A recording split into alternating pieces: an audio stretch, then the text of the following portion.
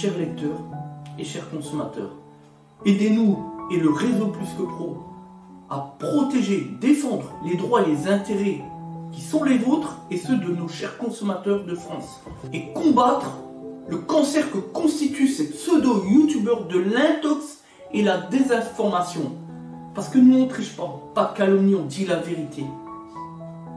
Vous avez l'opportunité de vous abonner à la seule chaîne YouTube qui vaille à vous de jouer. Merci de nous avoir donné votre confiance. Des Autotransact Talange, réseau Plus que Pro pour la défense du consommateur. Aujourd'hui, on est sur donc une 307 de litrage pour une dame qui est une dame très sympathique, très gentille, qui a eu affaire à un certain nombre de prestataires malveillants et qui est donc venue nous voir pour nous demander de l'aide et faire des travaux, notamment à moindre coût, puisque c'est une dame qui n'a pas beaucoup de moyens financiers, et on a accédé donc à sa requête, même si ça nous coûte un peu.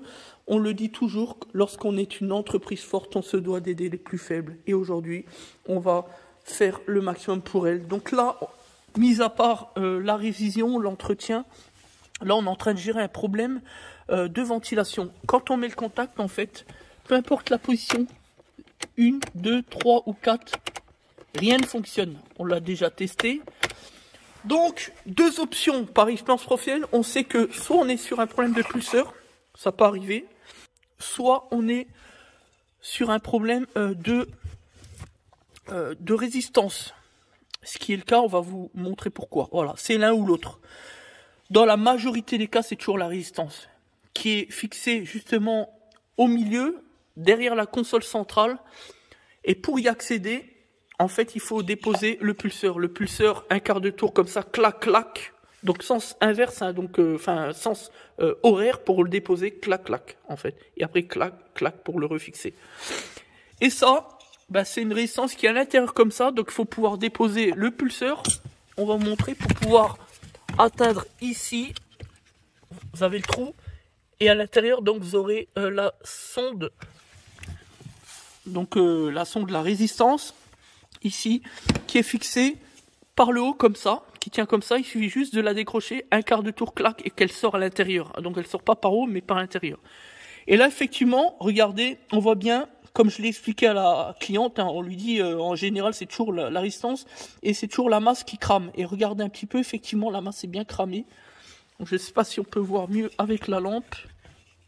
On va essayer de vous montrer. Voilà, donc là on voit quand même assez bien. Voilà, on voit bien.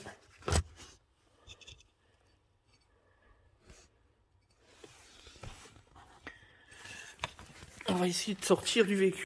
Voilà, donc là on voit bien, c'est vraiment cramé, c'est toujours la masse.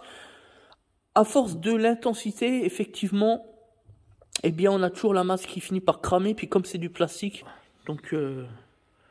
Après, c'est une résistance. Hein. Elle est d'ailleurs en mauvais état. Enfin bref. Donc on va remplacer ça. Et on va aussi contrôler le faisceau. Parce qu'il est possible que le faisceau soit aussi un petit peu brûlé. On va falloir regarder tout cela. Voilà. Les Autotransact Talange, réseau Plus que Pro pour la défense du consommateur. Donc on termine sur l'histoire du pulseur et de la résistance de chauffage. Donc voilà, là on vient de remonter le pulseur, y compris l'alimentation, hein, le câble, le gros câble rouge et noir l'un à côté de l'autre, au niveau de la prise. Voilà, donc maintenant on va remonter aussi à tout ce qu'on a déposé, c'est-à-dire ici le croisillon de crémaillère pour libérer de la place. Et puis les deux faisceaux ici pour aussi libérer de la place tout à l'heure, forcément, on avait déposé. Et maintenant voilà, on va tester ensemble en direct, en live comme on dit à l'américaine, pour voir peut-être une bonne surprise, hein. Donc ça se passe ici, hein, vous le savez. Donc première vitesse, c'est parti. Écoutons. Est-ce qu'on entend quelque chose? Il y a le bruit du moteur évidemment. Et là on entend, hein. Ça fait du bien. C'est très belle nouvelle. Position 3. Ah là on entend bien. Et enfin position 4.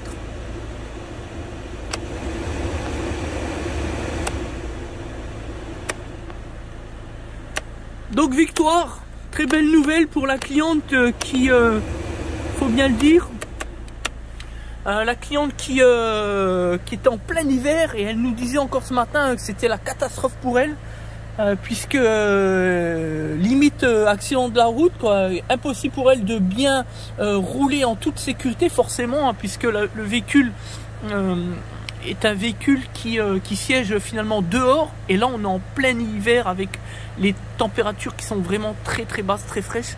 Donc du coup on a du givre qui se procrée à l'intérieur du véhicule et c'est pas top, c'est ce qu'elle nous disait en tout cas. C'était pas mince à faire, je vous raconte pas. On a été obligé de tirer du câblage depuis en dessous, hein, au niveau de la résistance, puisque le câblage est trop court, et comme c'était pourri, y compris au niveau du faisceau, il a bien fallu couper et pour remettre du câble, pour pouvoir travailler de manière plus aisée et pouvoir remettre des nouvelles cosses neuves, propres. Voilà, et donc voilà. Donc vraiment très complexe, c'est pas évident sur les 307, c'est vrai que c'est un peu mal foutu puisqu'il est en plein milieu tout derrière, en plein milieu de finalement de la console centrale, hein, vraiment derrière tout au fond. Donc c'est pas simple, en tout cas voilà.